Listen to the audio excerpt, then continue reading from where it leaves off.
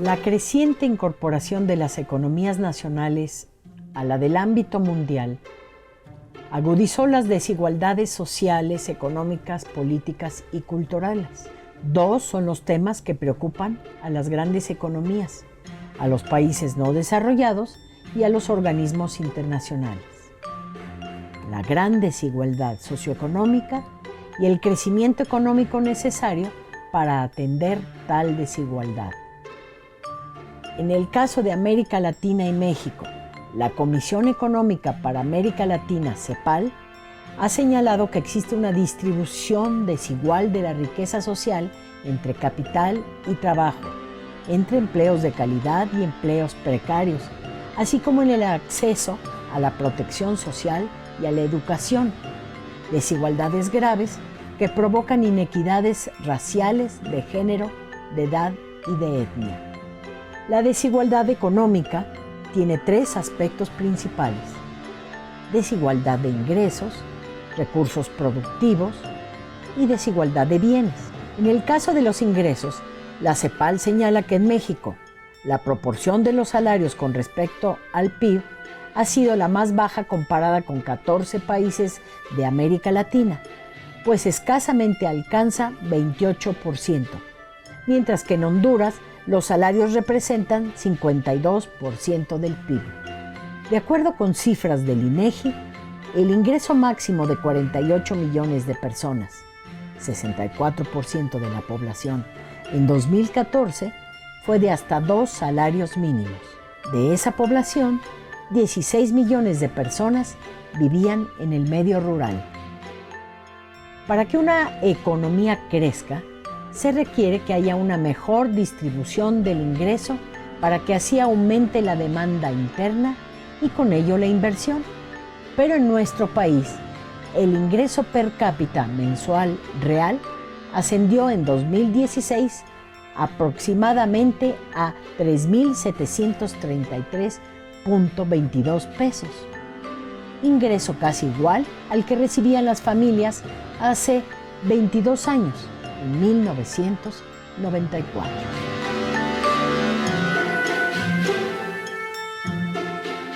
El Instituto de Investigaciones Económicas y la Coordinación de Universidad Abierta y Educación a Distancia les dan la más cordial bienvenida a este segundo programa de la serie Platicando de Economía.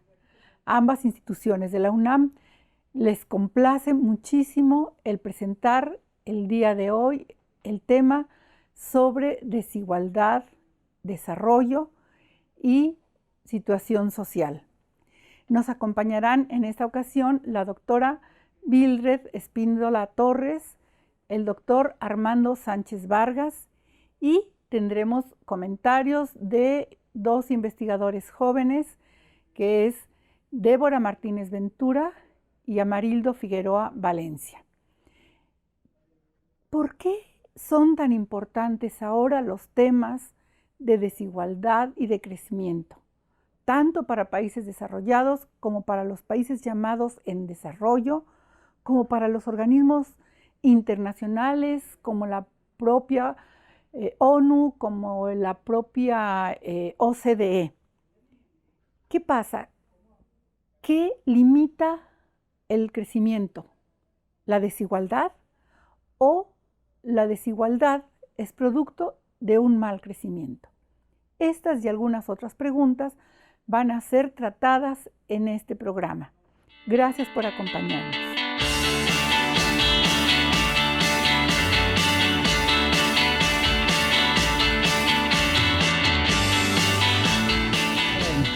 Digamos que más o menos.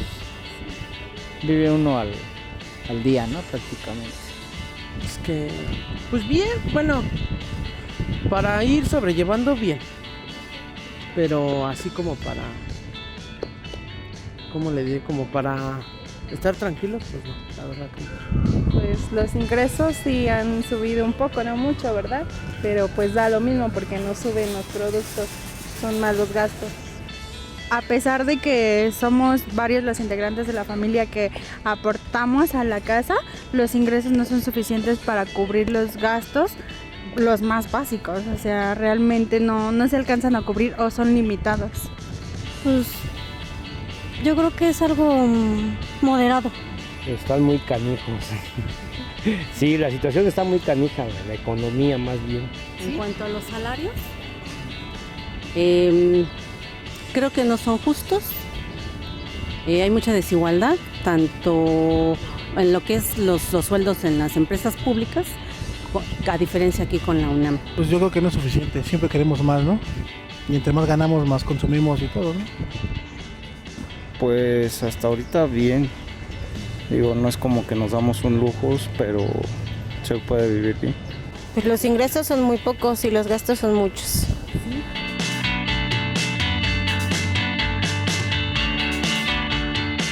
Bueno, el crecimiento económico es un componente muy importante para disminuir la desigualdad del ingreso.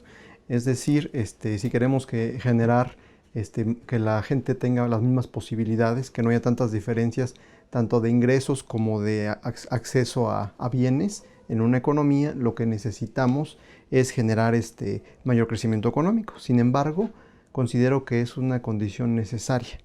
El crecer, que una economía crezca, no necesariamente hace que en automático que la mayor riqueza se distribuya de manera equitativa entre las personas, ¿verdad? Entonces, eso es la relación entre crecimiento y desigualdad.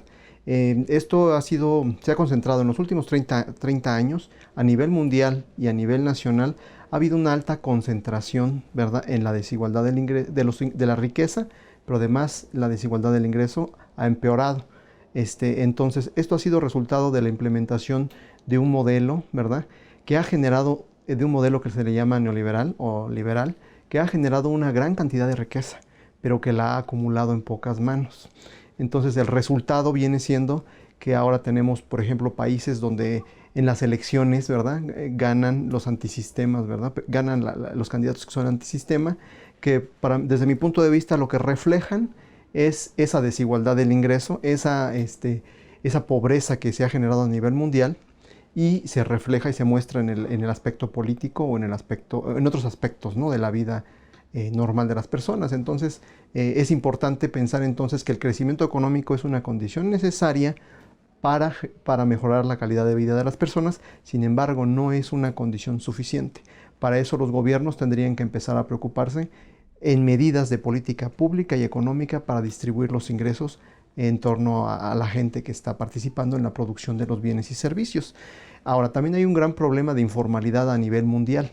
Ese gran problema de informalidad nos referimos a gente que trabaja fuera del sistema económico y que gana ingresos apenas en la supervivencia, pero que no esos ingresos no los permiten integrar bien en la economía y tienen un menor acceso a todo este tipo de bienes. Entonces, me gustaría cerrar esta intervención diciendo que al final lo que se requiere es mayor crecimiento económico, pero los gobiernos deberían de retomar su papel redistributivo, ¿verdad?, para generar condiciones de igualdad en las personas. Pues igual, sí ha incrementado, no mucho, pero sí ha habido algún crecimiento, no hay que decir que no, pues sí. Pues la verdad algo difícil. Sí, ha sido un poco difícil porque los hijos van creciendo, entran a la prepa, a la universidad y son más gastos. Cada año que pasa es un poquito más difícil. Más difícil, ¿por qué? Porque pues, o reducimos el consumo o buscamos lo más económico. Pues yo creo que todo va en aumento, o sea, sí puede que, no sé, quizás se generen más empleos o que, no sé, aumente el salario mínimo, pero como que no se ve un cambio o no se percibe o se puede hacer un ahorro de parte de tus ingresos porque realmente todo aumenta, o sea, todo aumenta paralelamente.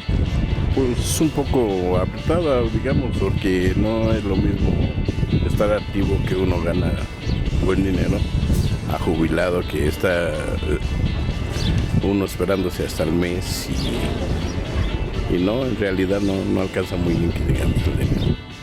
No, pues sí, yo creo que era mejor antes. No, peor, ya esto ya sale de la economía, ya la situación económica ya está crítica. Supuestamente aumentan un sueldo miserable un aumento que, la verdad, diputados y senadores les dan unos miles de pesos y a nosotros nos dan pesos, ¿no? Y dicen que estamos bien servidos y bien pagados. Nosotros trabajamos, ellos ¿qué van a hacer? Esto no sale del aire, ¿verdad? Pero la verdad, nomás van a calentar el curul, como dicen, y aceptar leyes y reformas que afectan al país y al trabajador. Creo que las etapas de las décadas han sido diferentes. Cada época tiene su problemática. Ahorita sí hay una desigualdad económica y por lo mismo no se me hace justa. La situación económica pues está pésima. Tenemos que, bueno, por ejemplo, las mujeres tienen que estirar el gasto, ¿no? Y uno pues tratar de llevar un poco más, ¿no? Pero pues sí es complicado. En lo personal creo que mejor. Pues mejor que en años anteriores. ¿Sí?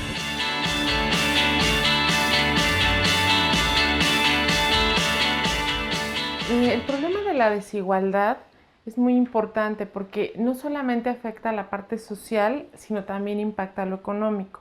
En lo social porque, bueno, genera descontento social, violencia, inseguridad, pero la misma inseguridad impacta a la parte económica.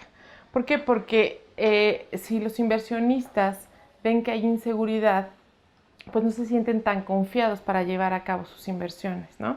Y en este sentido, la parte de la inversión es un componente muy importante de la demanda agregada. Es decir, si la inversión se ve desincentivada, entonces ese componente de la demanda agregada se va a reducir y así afecta el crecimiento económico.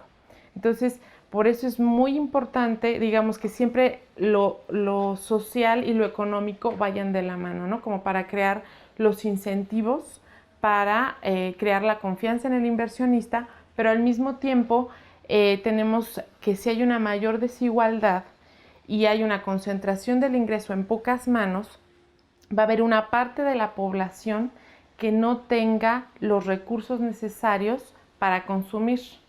Entonces, el consumo, al igual que la inversión, es uno de los componentes más importantes y de mayor aporte al crecimiento económico. Entonces, si tú tienes una parte de la población que tiene unos ingresos muy reducidos o de plano ni siquiera tiene ingresos, entonces estás sacrificando esa parte del consumo que podría favorecer un mayor crecimiento económico. El problema de la concentración del ingreso es algo que no solamente se ha dado en México, sino a nivel internacional. Se ha dado una concentración hacia los deciles más altos de ingresos, del 1% más rico de la población, y esto ha impactado severamente el crecimiento económico a nivel internacional. Y bueno, el caso de México no es la excepción. Si nosotros medimos la concentración del ingreso por el coeficiente de Gini, este coeficiente tiene un rango entre 0 y 1. Entonces, mientras más se acerca a 1, quiere decir que hay una mayor concentración del ingreso, y mientras más se acerque a 0 es que hay un avance, digamos, en la reducción de la concentración del ingreso.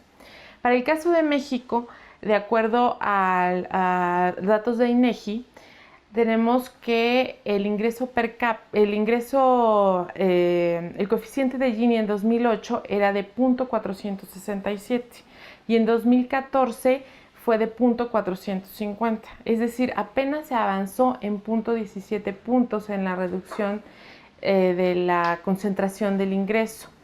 Ahora, si lo medimos por el ingreso per cápita, que sería el ingreso por persona, hay dos formas de medirlo, ¿no? Pero tomando las transferencias, ¿qué son las transferencias? Las transferencias son como ciertos apoyos que da el gobierno a ciertos grupos vulnerables de la población. Entonces, nosotros estaríamos hablando de que si nuestro coeficiente de Gini, contemplando esas transferencias, se reduce mucho, quiere decir que el gobierno está siendo eficiente de alguna manera en la reducción de la concentración del ingreso. ¿Qué pasa en México? Tenemos que el ingreso per cápita, tomando 2014, antes de transferencias, es decir, antes de esta ayuda, es de 0.511. Y ya con las transferencias es de 0.481, es decir, el avance en la disminución de la concentración gracias a estas transferencias, pues también es marginal. Ahora, algo que va muy de la mano de los problemas de concentración del ingreso es la parte de la pobreza.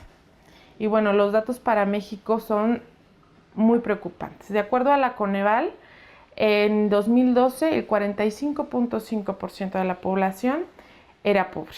Para 2014 ya era el 46.2%.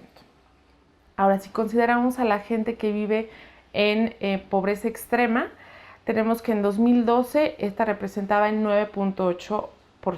En 2014 representaba 9.5%, es decir, disminuyó marginalmente, y en conjunto podríamos decir que poco menos del 50% de la población en México vive en pobreza.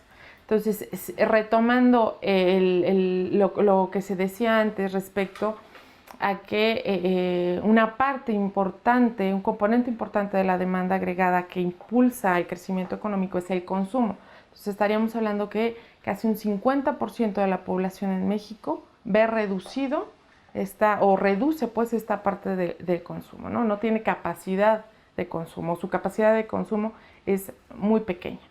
Ahora, si consideramos datos de organismos internacionales, también confirman esta situación de desigualdad, de concentración del ingreso y de vulnerabilidad en general, ¿no? Entonces, tenemos que, de acuerdo a estos organismos, el 10% más rico de la población en México en 2014 concentraban el 65% de la riqueza nacional.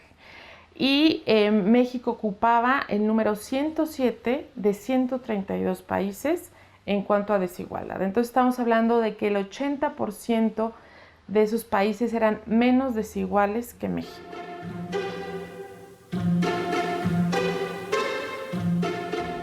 Para un tratamiento más cercano en la comprensión de la desigualdad, es necesario tener en cuenta los siguientes elementos. La desigualdad es resultado de un proceso histórico-social que se establece en las personas a través de un patrón de dominación y explotación. Hoy podemos hablar de desigualdades, pues exploramos una diversidad de modalidades y de factores que se establecen en sus consecuencias. También es necesario puntualizar las consecuencias de la desigualdad. Estas consecuencias tienen rostros y los podemos observar en un esquema que se establece en las relaciones de discriminación a partir de color de piel, origen étnico o género. No es casual que donde vivan estas personas se encuentren los niveles más altos de violencia y los niveles de deterioro social. Los retos que se asumen en la desigualdad. Por un lado, es necesario plantear que no se puede hablar de un crecimiento económico en México si no se parte de la premisa básica de la desigualdad. Si no, tendremos las consecuencias que hoy se establecen a partir del deterioro social que se están viviendo en la violencia que vive el país. Asimismo, tenemos el reto como mexicanos de imaginar alternativas que enfrenten a la desigualdad. Hoy vemos muchos pueblos en México que a partir de la convivencia y la solidaridad enfrentan la desigualdad y a través de ellos podemos ir viendo posibles alternativas.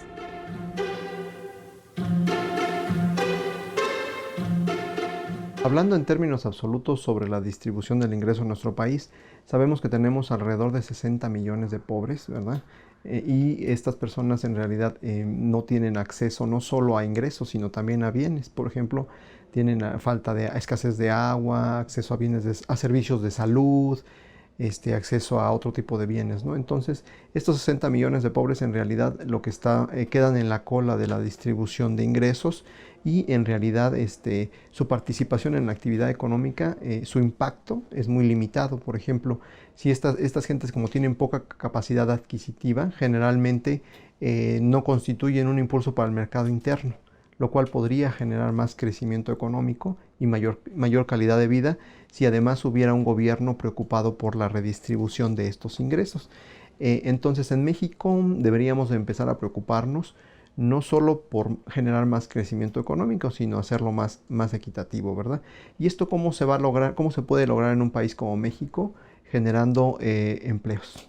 Generalmente en México se ha tratado, y otros países de Latinoamérica, se ha tratado el problema a través de los programas de transferencias condicionadas, que consisten simplemente en disminuir el número de pobres sin preocuparse por la desigualdad mediante transferencias de ingreso, ¿verdad? Y la generación de capacidades en las personas, ¿no? En educación, en nutrición, en salud.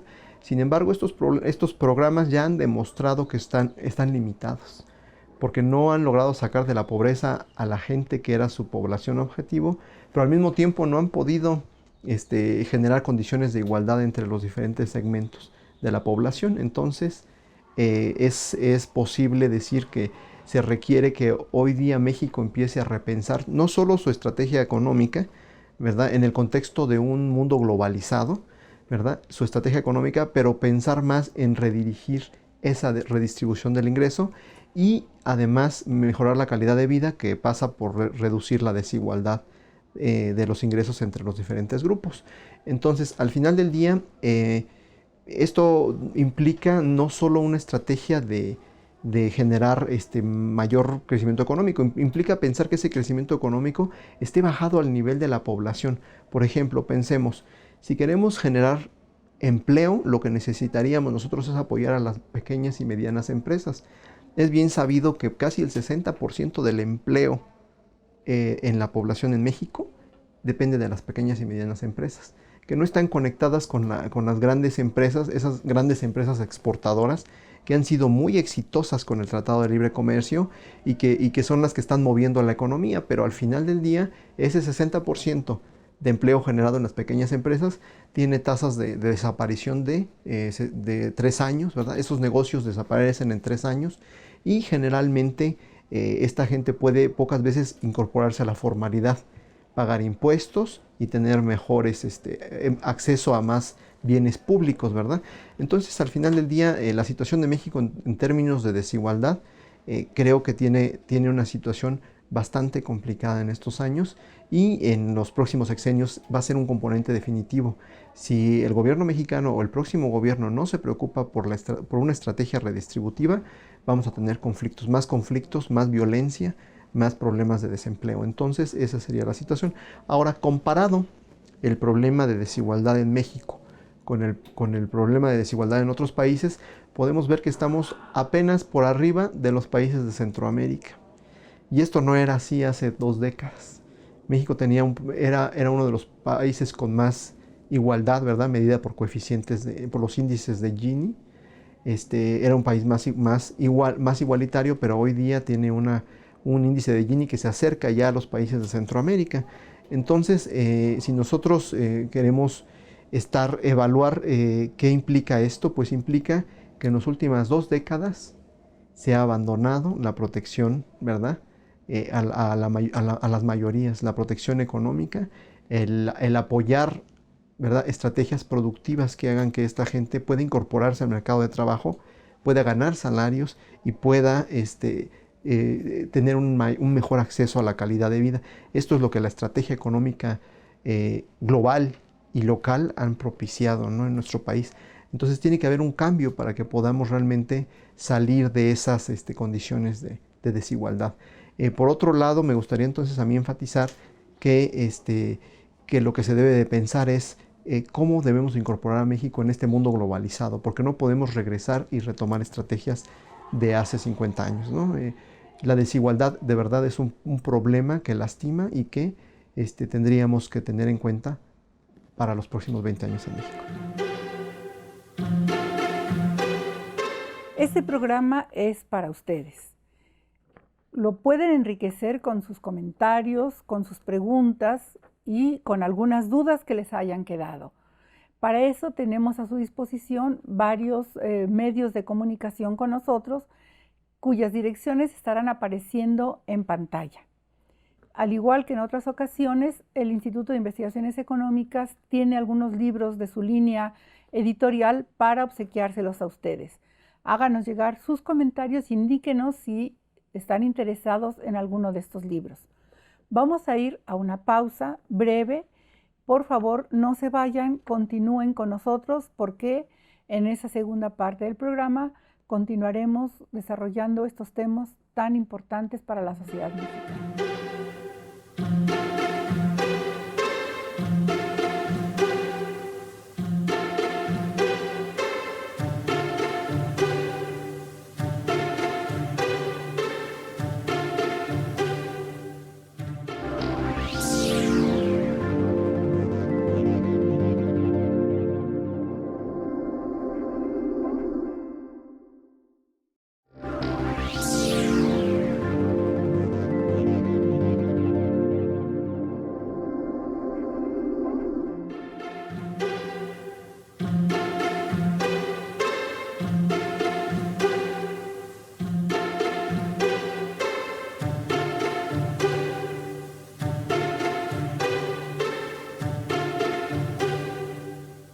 Gracias por continuar con nosotros. Continuaremos nosotros con estos temas tan importantes con nuestros investigadores del Instituto de Investigaciones Económicas y recuerden que tenemos publicaciones para ustedes y que sus comentarios, críticas son muy importantes para enriquecer el programa.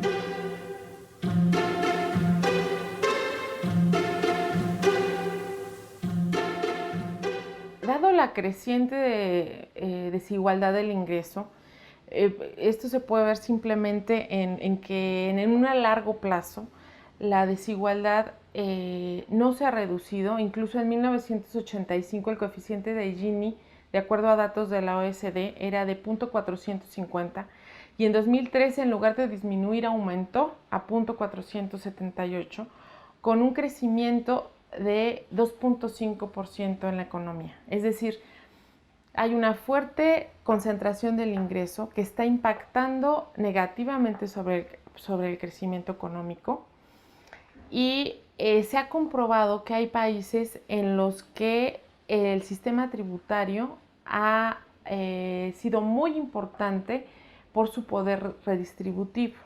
Y de esta manera, al redistribuir el ingreso, se ha logrado un mayor crecimiento económico. Por ejemplo, tenemos datos de la OECD del coeficiente de Gini antes de impuestos y transferencias y después de impuestos y transferencias.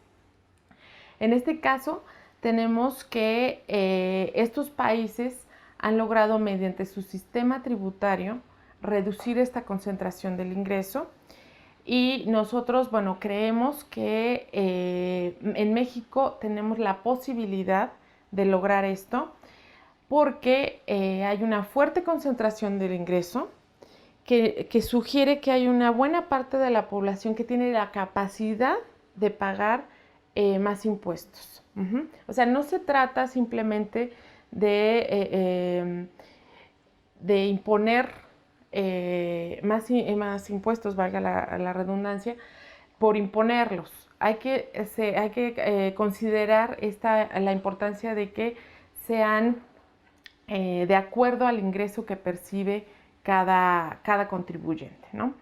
Entonces, la idea aquí es que incluso organismos internacionales han hecho evaluaciones, la OECD misma, en cuanto al poder redistributivo de los impuestos y han encontrado que en 27 países de la Unión Europea se ha logrado una mejor distribución en un 11.6% gracias al impuesto sobre la renta y en América Latina apenas ha sido de un 2.1%.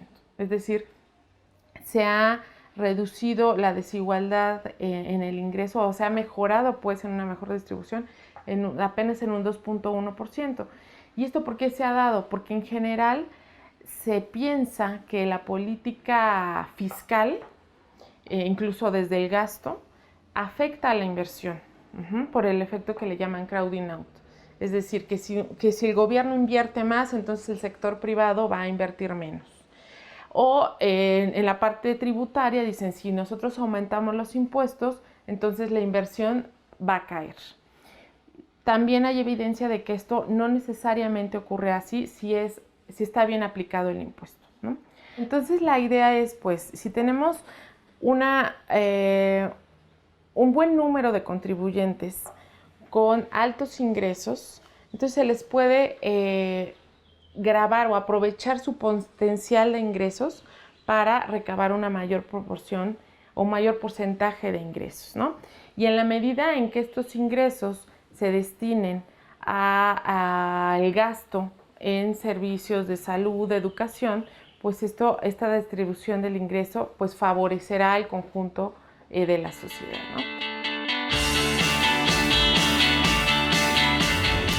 Lo que se necesita es apuntalar desde la cabeza, desde los jefes de arriba hasta los de más abajo, que les quiten a ellos cierto dinero de su ingreso para darle a los que más necesitan, ¿sí? Porque la desigualdad aquí está brutal. Uno va a pedir trabajo, como jubilado va a pedir trabajo y ya no le dan a uno nada de trabajo, ¿sí?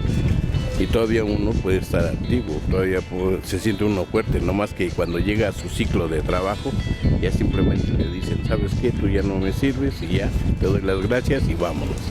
Ya te vas con cierto dinero y vives, pero no, uno se siente mal porque no todavía uno está fuerte para trabajar, para hacer ciertas cosas. Le cortan a uno de taco todo. Pues quitar todo lo que es el gobierno, ¿no? Pues todo, ya todos los partidos ya es lo mismo ya. Que el pueblo se uniera y que finalmente sí lográramos quitar a todos, diputados, presidente, todos ya fuera. Que el salario fuera un poquito más justo, que los costos bajaran un poquito más y pues yo creo que con eso igual y se mejoraría, ¿no? Precisamente esa iniciativa de las personas, que cada quien quiera superarse. No, pues un cambio de poder y generar más empleos, pero ahorita ya con esto, así como van los años, ya muchos que tienen carreras, he visto que son choferes de taxi, varían los puestos. Lo primero que nada, la comunicación y la preparación de las personas, al nivel que puedan, porque no todos tienen la posibilidad de una primaria o secundaria o estudios básicos, pero creo que ahí el gobierno tendría que ponerse las pilas para que haya una igualdad en ese sentido. Pues yo creo que desaprender todo lo que tenemos, ¿no? O sea, todo lo que nosotros tenemos en la cabeza, o sea, como que volver a empezar de cero y no tener problemas, por ejemplo, con los vecinos o con toda la gente, ¿no? Porque muchas veces hasta porque te hagan así tantito con el codo ya es como que, oye, ¿por qué no? Entonces yo creo que es desaprender un poco lo que tenemos, ¿no? O sea, borrar un poco las ideas ya viejas que tenemos y aprender a convivir para que no haya desigualdad. Igualar los salarios, porque hay gente que trabaja más y gana menos. Me imagino que los precios sean más accesibles o que no sigan subiendo las cosas, más que nada el pasaje.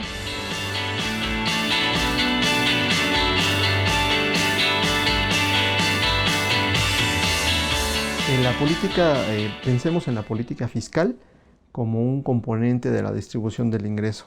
La política fiscal tiene dos componentes. Por un lado el gasto y por el otro lado los ingresos. El gobierno recibe impuestos y gasta, quizás con fines redistributivos, quizás no. El gobierno recibe esos ingresos y los gasta para proporcionar bienes públicos y para también quizá un objetivo redistributivo. Esos serían los dos componentes, gastos e ingresos tributarios. Un gobierno que no recibe ingresos por impuestos, ¿verdad? Es un gobierno limitado en su capacidad para poder gastar y disminuir la desigualdad del ingreso. Entonces, ese es un problema que en México tenemos. La recaudación, ¿verdad? Como porcentaje del PIB es muy baja y es comparable con países, por ejemplo, estamos en la OCDE, estamos junto con Turquía en la cola, somos los últimos dos que recaudan menos con respecto a todos los países de la OCDE y por lo tanto tenemos una gran limitación para gastar y mejorar en la mejora de la vida de las personas, ¿verdad? En mejorar esa desigualdad. Entonces lo que se requiere es generar esos ingresos tributarios. Durante muchos años fuimos dependientes del petróleo y esa situación ha generado que ahorita los ingresos tributarios tengan que compensarse con subidas de impuestos muy altas, ¿verdad? Por ejemplo, el gasolinazo elevar el precio de la gasolina, pues es en realidad un impuesto que se tuvieron que subir eso para mantener la capacidad de ingresos del gobierno, y eso implicó mayor inflación, y los más afectados por esta mayor inflación pues es la gente más pobre, y aumenta la desigualdad, ¿verdad? Entonces eso es por un lado de los ingresos. Por el lado de los gastos, un gobierno que tiene ingresos puede gastar. Sin embargo, el gasto puede tener diferentes destinos, ¿verdad? Uno de esos destinos podría ser hacer programas sociales en los cuales les des ingresos a las personas más pobres. Sin embargo, como hemos ya dicho, los programas de transferencias condicionadas no han sido muy exitosos en disminuir la desigualdad, y al contrario, el número de pobres sigue creciendo. Esa sería una cuestión de gasto. Entonces, si las cuestiones de gasto basadas en programas de transferencias no han sido exitosas, entonces hay que repensar el esquema como el gobierno debería de gastar para disminuir la desigualdad entre la gente, ¿verdad? Entonces, creo que hay que pensar más en programas de gasto que tengan que ver con generación de empleos, ¿verdad? Y recomposición de la estructura económica de nuestro país. Entonces, por ejemplo, el gasto público en México está dividido en dos, en gasto corriente y gasto de capital. El gasto corriente es lo que reciben, por ejemplo, los burócratas como pagos de salarios. El gasto de capital es lo que el gobierno invierte en desarrollo de carreteras, proyectos productivos, que generalmente aumentan no solo las capacidades de las personas para producir y su habilidad para producir, sino también aumentan la capacidad de la economía para crecer, generar ingresos y quizás disminuir la distribución del ingreso. En México el componente del gasto público es muy bajo. Entonces lo que se tendría que hacer es pensar en que el gobierno debería de gastar más en gasto en capital, y de hecho hasta las empresas han estado solicitando que aumente el gasto de capital, porque la inversión pública en infraestructura generalmente trae consigo otros impactos, ¿verdad? Arrastra a otras empresas pequeñas que le ofrecen insumos al gobierno federal.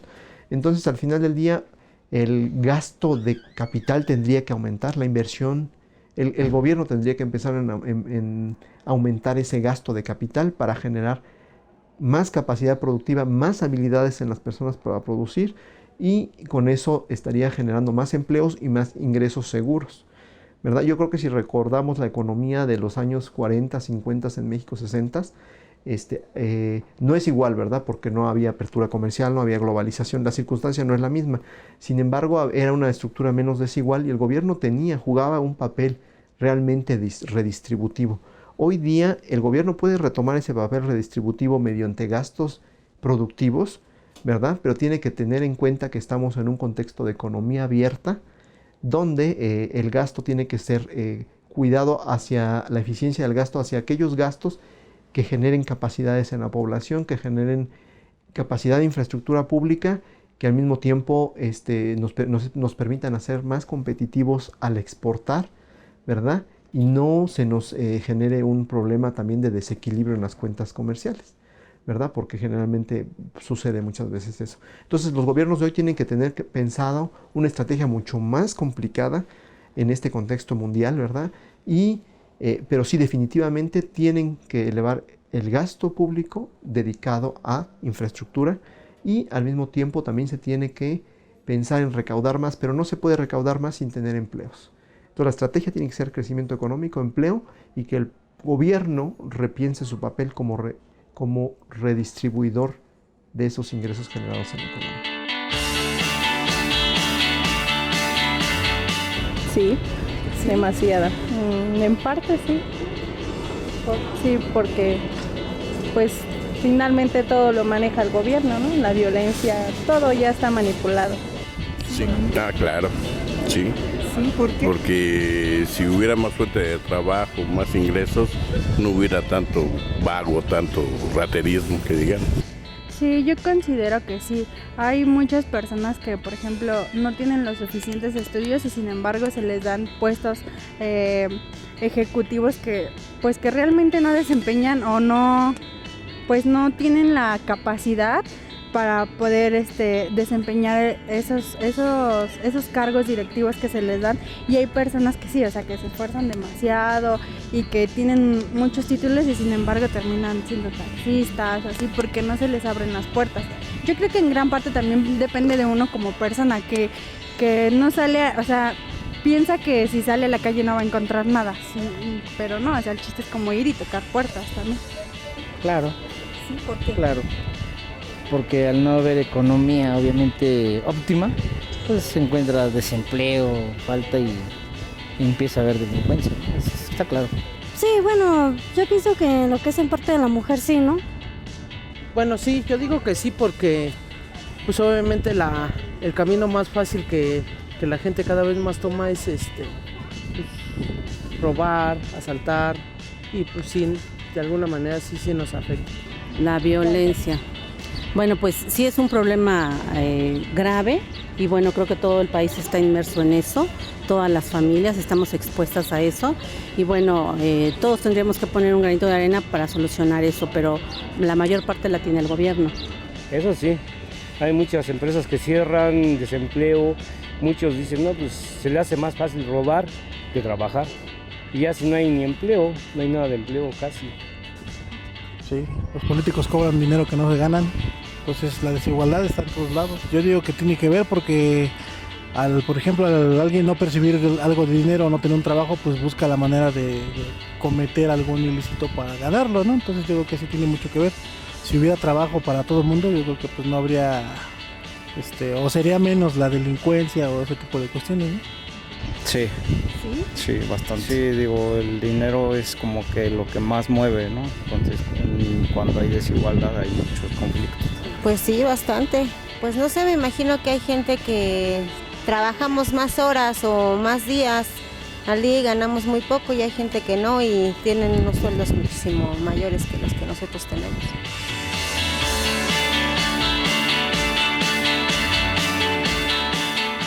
Existe una relación entre la desigualdad y la pobreza. Estos fenómenos se retroalimentan uno al otro. En México, en 2014, de acuerdo a Coneval, el coeficiente de Gini era de 0.50.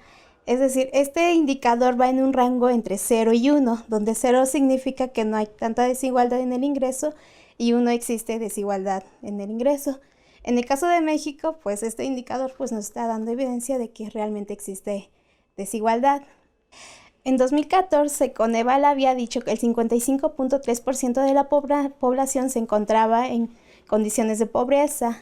De este grupo de personas, el 43.9% se encontraba en pobreza moderada y el 11.4% estaba en condiciones de pobreza extrema. Estas condiciones limitan a que las personas en situación de pobreza puedan acceder a un empleo donde les paguen bien, y asimismo estas condiciones van a limitar pues, su acceso a la seguridad social. Asimismo, las personas se van a ver como también limitadas en el acceso a una educación de calidad. Entonces, ¿cuáles han sido los problemas que ha conllevado esto? Cada vez mayor número de personas acude al mercado laboral informal solamente, para encontrar algún empleo. Asimismo, pues ha generado una ola mayor de violencia. Entonces, ¿qué es lo que podría hacer el gobierno? En este caso, pues igual, lo que tendría que hacer él es como replanificar sus programas de gasto social para impulsar que estas personas que ahorita están acudiendo al empleo informal pues puedan de algún modo incorporarse al mercado laboral formal y de esta manera obtener acceso a la seguridad social y mejorar su calidad de vida. Pues en principio pues aprovechar el potencial de recaudación que se tiene en México. Si bien es cierto que el impuesto sobre la renta, la recaudación de pues digamos, representa el 7% del PIB, en los países de la OECD representa el 11.6%. Y además hay un problema en nuestro sistema tributario que tiene que ver tanto con las tasas que se aplican como a los rangos de ingresos que se consideran. La tasa máxima, como ya lo había señalado, por una política de fomento a la inversión, que a veces puede ser un poco mal entendida, ha favorecido la disminución de tasas. En este caso lo podemos ver en el impuesto sobre la renta aplicado a personas físicas. En 1986 era pues de 60.5%. En 2007 bajó a 28% y actualmente es del 35%. Pero digamos que en ese lapso de 86 a la actualidad, la tasa ha caído hasta en un 42%.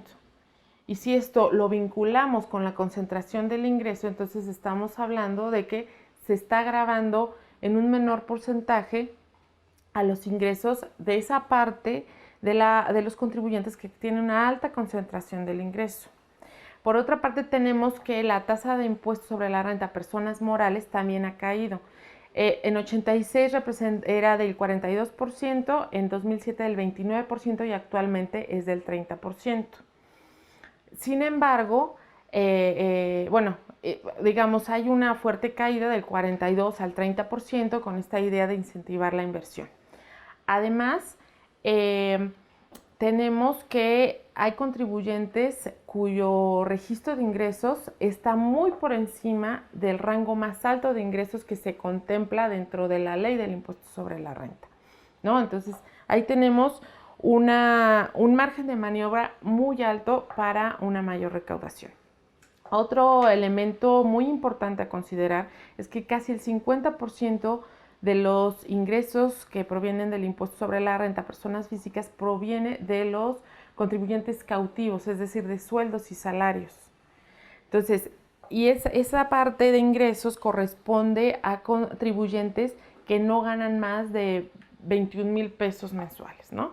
Y en contraste hay una proporción de ingreso muy concentrado que se está gravando más o menos a esas mismas tasas con ingresos pues que tienen una brecha gigantesca, ¿no? Entonces, en ese sentido, lo que hace falta en este sistema tributario es hacerlo más equitativo, más proporcional y hay la posibilidad de hacerlo, es decir, hay ingresos que no están siendo gravados en su justa proporción, ¿no? Entonces, yo me iría por esa parte de revisar realmente cuáles son los ingresos, de ver qué incentivos fiscales, que es otra parte que también con la visión de fomentar mayor inversión, se han dado incentivos fiscales que no tienen por qué darse porque también hay evidencia de que si los inversionistas obtienen la tasa de ganancia que ellos estaban pensando, no les importa la tasa impositiva que tengan que pagar, ¿no?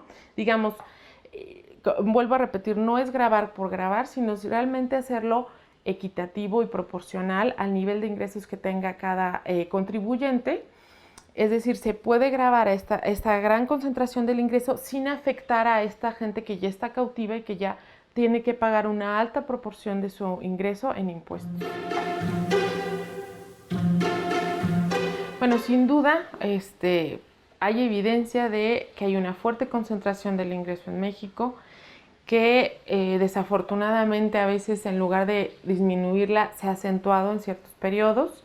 Esto ha afectado el crecimiento económico, es decir, desde hace años o décadas tenemos un crecimiento inercial en la economía y por otro lado vemos que esta fuerte concentración del ingreso nos hace ver que hay un potencial de recaudación muy grande y México aunque es importante, digamos, su porcentaje de recaudación de impuestos sobre la renta, tiene todavía un potencial muy importante que no se ha explotado.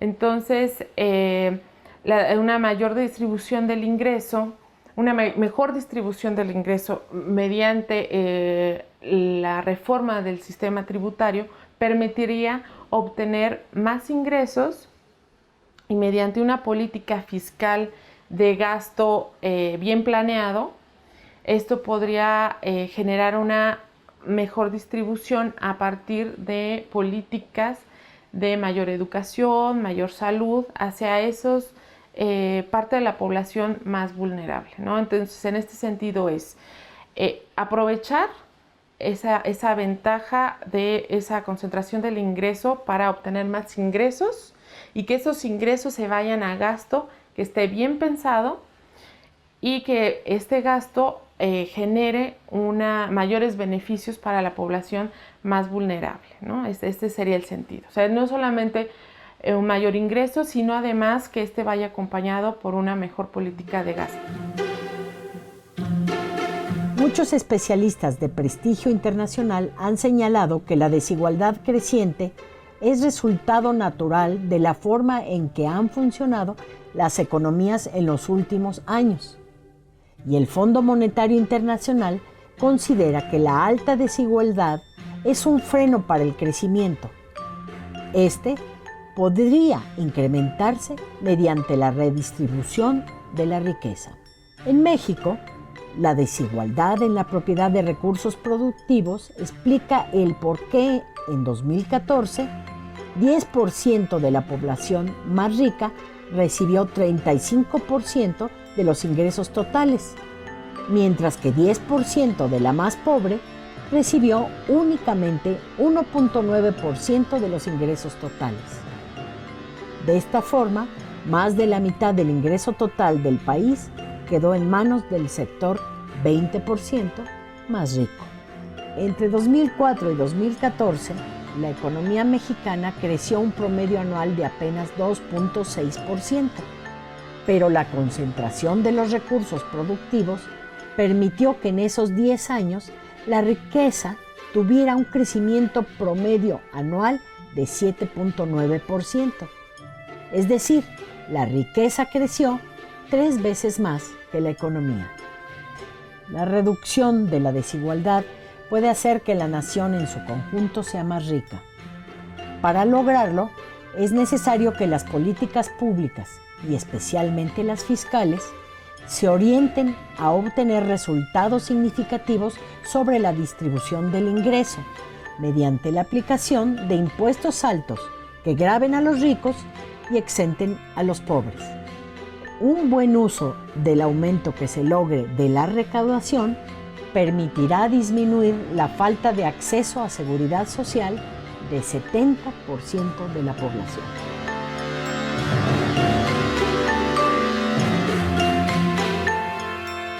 El Instituto de Investigaciones Económicas y la Coordinación de Universidad Abierta y Educación a Distancia les agradecen el haber estado con nosotros en este programa. Queremos agradecer a nuestros invitados, la doctora Mildred Espíndola, el doctor Armando Sánchez, Débora Martínez y Amarildo Figueroa. Continúen con nosotros en el siguiente programa de esta serie. Hasta pronto.